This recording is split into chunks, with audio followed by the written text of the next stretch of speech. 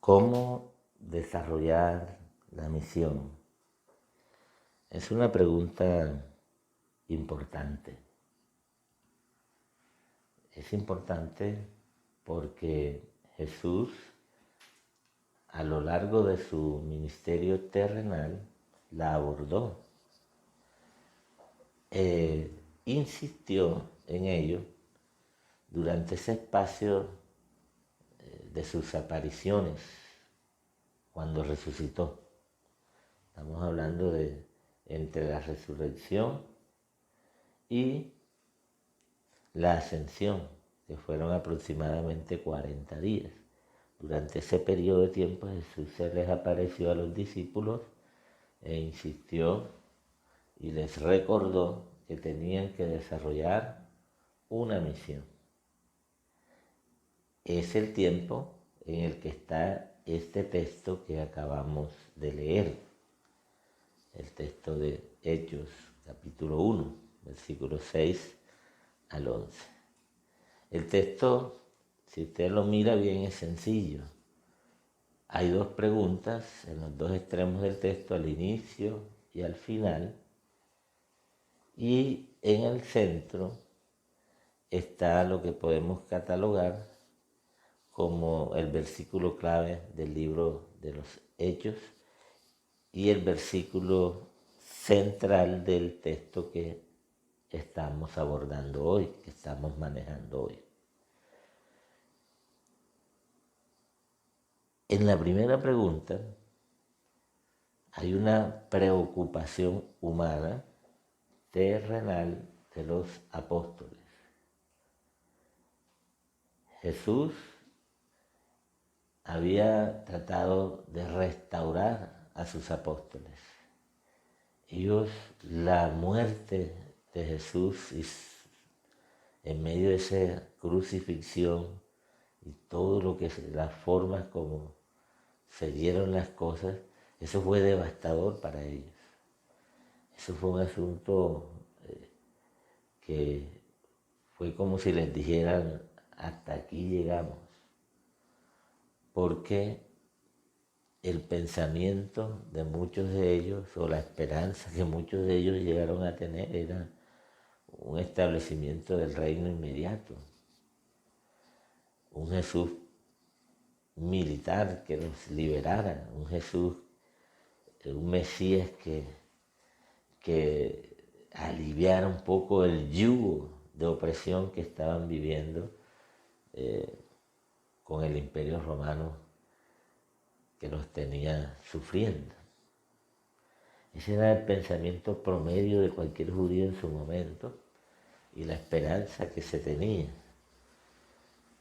Y ellos quedan prácticamente con el ánimo por el suelo, queriendo decir, ya no hay más, aquí esto fracasó.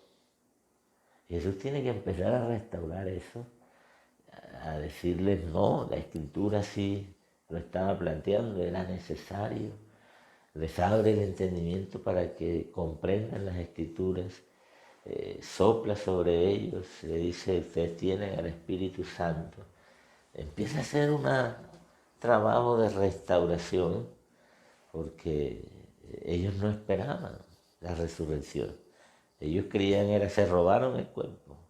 Pasó esto, o sea, tenían otras teorías al principio. Hasta el mismo Tomás llegó a dudar si no lo llegó, porque no era lo que se esperaba, no porque Jesús lo hubiera enseñado mal, sino porque tan fuerte fue aquella cosmovisión de su tiempo, aquella esperanza falsa de su momento, que para ellos fue devastador la muerte de Cristo. Entonces Jesús tiene que restaurar todo eso y evidentemente lo hace, pero todavía hay unos escollos, todavía hay algunas preocupaciones allí humanas que siguen en pie y de allí la pregunta, ¿restaurarás en este tiempo el reino de Israel o qué? ¿Cómo va a ser la cosa? Todavía está allí. Es una pregunta fuera de lugar, es una pregunta que como el mismo Jesús le dice, no os toca a vosotros. Es una pregunta que se sale un tanto, porque así somos nosotros, a veces hacemos preguntas un tanto necias. Y Jesús, él le dice, no os toca, es que dejen ese afán por querer simplemente mirar y solucionar este problema de este momento. Céntrense en lo que les corresponde, porque ustedes quisieran tener claro, y así es la mente humana, quiere tener claro los tiempos y las sazones y los más mínimos detalles de cosas que a veces uno no logra entender y comprender de nuestra realidad. Y por eso quizás nos afanamos. Pero Jesús le dice, no os toca a vosotros. Pero, ahí está el contraste, porque pero es una palabra de contraste. Pero van a recibir poder, el Espíritu vendrá sobre ustedes, serán testigos, iniciarán desde Jerusalén, llegarán hasta lo último de la tierra. Eso es misión y eso es desarrollo de la misión. Es decir, volteen su mirada hacia esto mejor, o volteen sus intereses, inclinen sus intereses hacia esto, que esto es lo que les estoy dejando. La otra pregunta está al final, la hacen los ángeles o los dos varones de vestiduras blancas, le dicen que varones, hermanos, que están mirando al cielo. Y me hace recordar cuando a Josué Dios le dice, bueno, ¿y qué haces ahí orando? Levántate, Israel ha pecado. Imagínense, Dios interrumpiendo la oración. Y los ángeles estaban interrumpiendo ese momento de contemplación, ese momento donde estaban alabando, nostálgicos sobre el Cristo que se ha ido, ¿verdad? Sobre ese Cristo que estaban en un momento, digámoslo así, sublime. Y vienen los ángeles y dicen, ¿usted qué hacen mirando para allá? Ahora, parece más lógico decir, sigan mirando, que así también va a volver. Pero es que todo el texto y lo que intentan hacer también los ángeles es voltear la mirada hacia la misión. Lo que los ángeles están diciendo, ya ustedes completaron el ciclo de lo que tenían que ver. Ya han llegado al punto de la ascensión, han mirado lo que tenían que ver. Ahora les toca testificar. Eso lo entendieron los apóstoles, porque más adelante ellos vienen a decir, de lo que hemos oído y de lo que hemos visto, de eso testificamos. Entonces, todo el texto devuelve, desde allí lo devuelve automáticamente a la misión. Ya han completado el ciclo de lo que tenían que mirar, ahora les toca testificar. Testificar. Y la iglesia siempre a lo largo de la historia y en la actualidad se mueve dentro de esos dos extremos. Por un lado, a veces estamos afanados e inquietos con el devenir histórico, político del momento, por las circunstancias que me son ahora mismo, que están allí y que me están afectando en la actualidad. Y ese puede concentrarse en nuestro afán, puede volverse en nuestro pan diario, puede convertirse en lo que más nos ocupe. Pero no puede sacarnos de la misión. Y es allí la inquietud de Jesús y lo que estamos viendo en el texto. Y por el otro extremo está la contemplación. Cuando estoy encerrado en las cuatro paredes del templo, cuando estoy creyendo que adorar es venir hasta acá y me abandono a Dios, pero abandono su misión a la vez. Y es necesario que los creyentes entiendan que todo lo que se hace en un templo o un encuentro como este es para la muestra un botón. Es decir, la esencia está en la manera en cómo a lo largo de la cotidianidad desarrollamos la misión. En la historia esto fue un problema. En la historia vemos que cuando la iglesia resolvió su problema políticamente, porque era perseguida, porque era... Entonces, el emperador se convirtió y todas las cosas de pronto aparentemente se las arreglaron, pero empezó a entrar una cantidad de gente sin compromiso, porque era la fama del momento, era el boom del momento, la moda, ser cristiano, porque era la manera de conseguir puestos públicos. Cuando todo eso pasó, la iglesia perdió cierta esencia y perdió esa genuinidad que muchas veces la caracterizó. Y ante la solución humana, donde el poder parece ser que transformó a la iglesia y no la iglesia transformó el poder, la reacción de muchos fue, bueno, vamos a crear monasterios, vamos a crear de pronto, y aquí nos dedicamos a la contemplación y a la adoración genuina, y nos vamos para esta montaña, lejos de esa mundanalidad.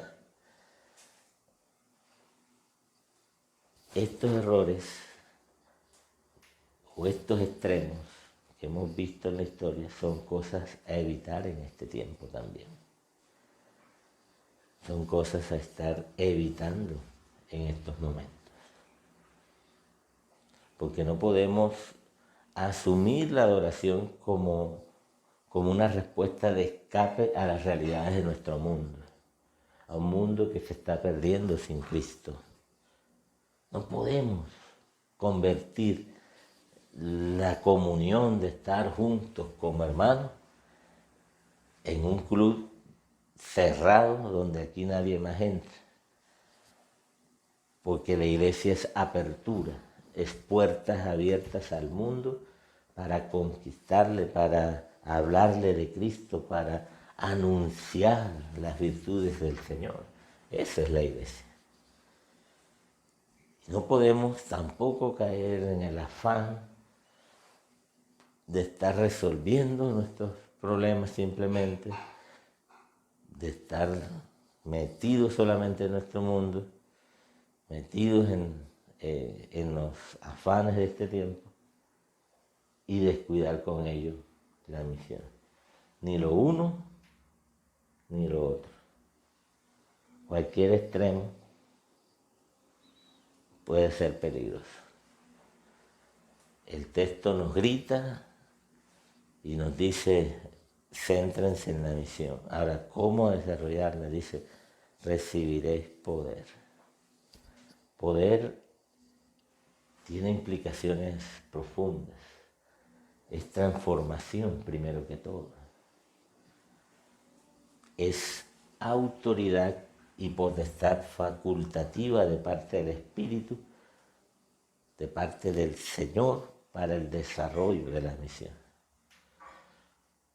Poder es que tú tienes la capacidad de llevar a cabo la misión,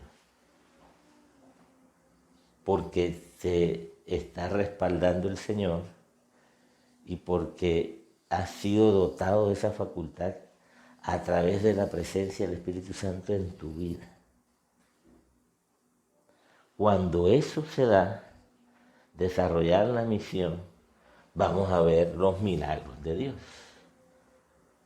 Y vamos a ver el obrar y el actuar de Dios, pero hay que verlo desde todas las formas dinámicas en que Dios actúa. porque poder, vuelvo y repito, es autoridad facultativa de parte del Señor, es transformación, es el milagro de la transformación de vidas, de pueblos, de gentes, de culturas, de realidades, para acercarse más al propósito de Dios. Eso es el poder. Y solo cuando desarrollamos la misión es que vemos el poder ejecutarse. A veces creemos que el poder es un asunto que yo necesito dada mi circunstancia personal y particular. El poder aquí en la Biblia está ligado a eso, al desarrollo de la misión. Si yo desarrollando la misión encuentro muchas veces circunstancias en las que Dios se quiere glorificar, amén, ahí vamos a ver su poder transformando, cambiando vidas, sanando enfermos, liberando endemoniados. O sea, vamos a ver su poder manifestarse. ¿Por qué? Porque contamos con el respaldo, porque hemos sido facultados para ello, para llevar a cabo la misión. Y si dentro del desarrollo de la misión fuimos a predicar y encontramos un enfermo, oramos por él. Y ahí Dios restaura. Si cuando fui a predicar vi la necesidad y empecé a orar por las personas y vino un mover especial de parte, ahí está desarrollando la misión. Y en ese desarrollo de la misión ves vidas que cambian, ves milagros, ves personas. A veces uno ve milagros que uno se entera, es como, no, pastor, en aquella predicación que usted, tal cosa, yo sentí. Dios actúa de formas que a veces uno ni está haciendo bulla con eso, porque no es uno, es el Señor. Entonces el desarrollo de la misión, vamos a ver cómo se manifiesta el poder de Dios, que es esa autoridad que Él nos ha dado. Dice, cuando Él esté sobre, y esa palabra sobre es también dominio. Es Él en mí, es Él guiándome a mí. Porque a veces somos abejas, pero no tenemos pastor. Somos ovejas, pero sin pastor, porque no tenemos a alguien sobre. No tenemos al Señor gobernando en nosotros. Esa expresión sobre debería llevarnos a reflexionar. Él debe estar en mí. Mis intereses deben ser sus intereses. Y no como dice Santiago. El Espíritu que le ha hecho morar en vosotros está celoso. Porque ustedes piensan más como carnales. Es lo que está diciendo Santiago. Entonces necesitamos que el Espíritu esté sobre, esté al control, esté llenando mi vida, esté gobernando mi proceder, mi andar, mi vivir.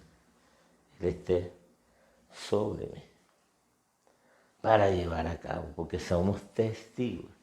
Testigo es hablar de lo que hemos vivido o de aquello que hemos recibido. Hay algunos que relacionan esto con mártir, por la palabra mártir que está aquí expresada. Pero en su momento todavía no significaba martirio, sino que el hecho de testificar a muchos le costó la vida. Y en el transcurso del desarrollo de la misión, testificar se convirtió en una actividad tan peligrosa que significaba muerte, y muchos empezaron a relacionar el testigo con la muerte o con el sacrificio de esa persona. Pero cuando se nos dice aquí todavía en el texto, lo que significa es eso, hablar de lo que hemos visto y escuchado a través de su palabra. Ser testigos. ¿Desde dónde? Jerusalén hasta lo último de la tierra. Así se desarrolló el libro de Hechos. Jerusalén, Samaria, Judea, bueno. Y eso nos invita a nosotros a pensar que esto es bien preparado, que esto requiere la organización del pueblo, que empezamos desde los más cercanos hasta donde el Señor nos quiera llevar. La iglesia, hoy por hoy, debe saber que tiene esta misión que cumplir y que tiene que llevar a cabo este propósito organizadamente, que no la puede dejar al azar, que tiene que pensar en las formas dinámicas, porque la pandemia, mis hermanos, no detiene, al contrario, la pandemia lo que nos obliga es a repensar de qué formas podemos seguir llevando a cabo ahora que hay restricciones, ahora que estamos viendo brotes, ahora que juntarse no puede ser, que no puedo hacer campañas, que no puedo... O sea, buscar las maneras de hacer llegar el mensaje a todos. Eso es lo que va a implicar. O la iglesia se renueva o perdería público. En el sentido de que no tendría audiencia. ¿Por qué? Porque no se renuevan las formas de presentar el mensaje. Y eso es algo que debemos estar aprendiendo, buscando dinámicas, maneras, formas, cómo sigo trabajando con los niños, cómo sigo trabajando con los jóvenes, cómo trabajo con las damas, cómo me proyecto hacia mi comunidad, cómo llego a aquellos que están sufriendo. Bueno, la iglesia tiene que seguir desarrollando su misión, predicando al Señor, predicando a Cristo, e incluso, como algunos han dicho, una misión integral, una misión que aborde también las otras áreas y que piense en el ser humano desde todas las ópticas y perspectivas. Mis queridos hermanos, que el Señor nos ayude, porque Él nos ha dado el Espíritu Santo, pero nos ayude a repensar esto y a cada día estar dispuestos a desarrollar y a cumplir lo que Él nos ha encomendado. Dios les siga bendiciendo.